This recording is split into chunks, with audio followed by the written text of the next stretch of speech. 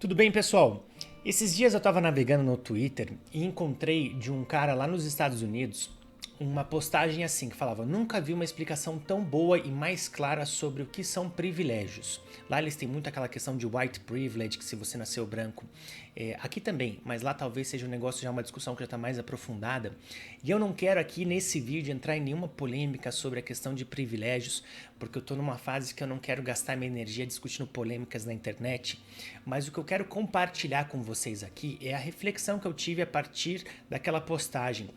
Essa forma que ele falou mais clara de explicar o que são privilégios era através de uma charge que mostravam duas pessoas. De um lado, uma criança branca, rica, num lar estruturado, e do outro lado, uma criança mexicana ou negra, num lar pobre, sem pai e tal. E mostra assim, por charges, que uma teve todo carinho e atenção, alimentação saudável, não sei o quê, e a outra não tinha lazer, não tinha muitas dificuldades. Daí uma foi para as melhores escolas, a outra estudou em escola pública, daí uma foi para as melhores faculdades, a outra não conseguiu fazer uma faculdade, e no final da charge, essa criança rica está num clube muito chique, assim, por exemplo, de terno, gravata, uma pessoa bem rica, e a outra criança que nasceu na dificuldade estava de garçom nessa festa, servindo uma taça de champanhe àquela criança privilegiada, entre aspas. E aí entra a reflexão que eu tive. É claro que há privilégios na vida. Pessoa que, poxa, você vai ali no Alphaville, por exemplo, de um lado do condomínio, crianças nascendo com tudo, assim, com conforto financeiro, com uma série de vantagens, melhores escolas e tudo mais. E se você caminhar um pouco para o lado, você tem a cidade de Colombo ali, uma escola pública, crianças com dificuldade. Então, o que fez com que uma nascesse ali e a outra nascesse lá? Ainda, uma nasce na Suíça, nos Estados Unidos, e a outra nasce no Afeganistão, no Iêmen. Deixa eu fechar aqui esse WhatsApp para não ficar tocando. Então, tem coisas que uma nasce com vantagens genéticas, com bonita, alta, cheia de vantagens genéticas, a outra nasce diferente. Enfim, existem coisas sim que a gente não controla, que a gente não tem nenhum mérito ou responsabilidade ou culpa sobre elas, mas que é como são. E então existe isso, mas o foco aqui não é discutir a questão de privilégios. É a reflexão que eu tive a partir daquela charge, porque num primeiro olhar ela faz muito sentido. A criança que tem tudo e que nasce numa vida de privilégios, ela tem tudo para prosperar e ter sucesso, enquanto que a outra é muito mais difícil. Porém, se a gente aprofundar um pouco essa reflexão, eu comecei a pensar nas pessoas mais bem-sucedidas que eu conheço na minha vida. CEOs de banco, grandes empresários, executivos, pessoas muito ricas, as pessoas mais bem-sucedidas em todos os sentidos. E eu comecei a observar pessoas que são meus mentores, enfim. E eu comecei a observar que todas essas, pelo menos no meu círculo de relacionamento, todas, sem exceção dessas pessoas que chegaram muito longe na carreira e na vida, tiveram infâncias extremamente difíceis. Um teve que sustentar a família aos 12 anos, 9 irmãos. O outro, com 9 anos, já estava na rua vendendo picolé para ajudar na renda da família. O outro tinha que caminhar todos os dias 5 quilômetros a pé em estrada de chão para ir até a escola.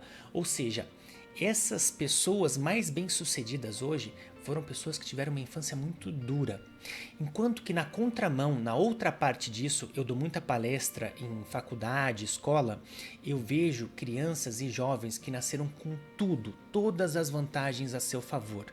Um lar, pais afetuosos, dinheiro, possibilidades, educação, alimentação, lazer, viagem, intercâmbio, tudo.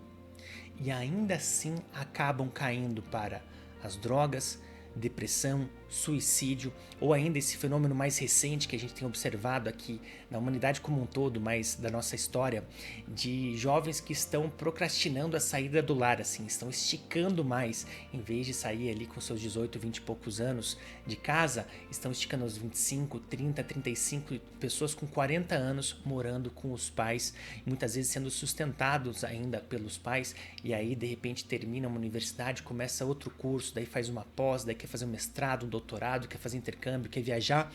Tudo muitas vezes parece como uma fuga um medo de ter que finalmente sair dessa abóboda de proteção, sair debaixo das asas dos pais e ter que encarar a realidade do mercado de trabalho, de ter que caminhar com as próprias pernas, porque um dia essa pessoa vai ter que sim que colocar o currículozinho debaixo do braço, bater na porta das empresas, começar a ganhar um salário baixo, crescer e começar a construir a sua própria liberdade e autonomia. Então veja como são, eu não estou dizendo aqui que a gente não deva combater as desigualdades ou buscar equalizar as oportunidades para que todos tenham a mesma chance de crescer e prosperar na vida, mas veja que muitas vezes os privilégios podem se tornar uma desvantagem na nossa vida, porque aquela infância dura que aquelas pessoas tiveram foi justamente isso que fez com que elas se preparassem melhor para a vida futura, enquanto que e muitas vezes, infelizmente, esses mesmos pais que hoje são muito bem-sucedidos pensam: poxa, eu não vou fazer com que meu filho passe por tudo aquilo que eu passei. Eu vou dar o melhor para eles, eu não vou fazer com que eles tenham nenhuma privação. E o que acontece daí? Você vai criando um ser frágil e despreparado para encarar a realidade, muitas vezes a dureza da vida.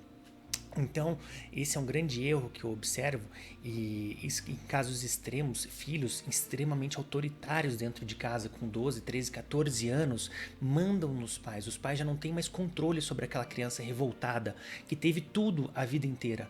Então, é uma situação complexa e delicada, mas veja, uma formação difícil na infância prepara pessoas fortes para a vida, enquanto que uma preparação na infância, não estou dizendo que você não tenha que dar amor, carinho, isso é sempre muito importante, mas quando você priva seu filho de todas as frustrações, todos os desafios, todas as quedas que ele tem que ter para se levantar e aprender, você acaba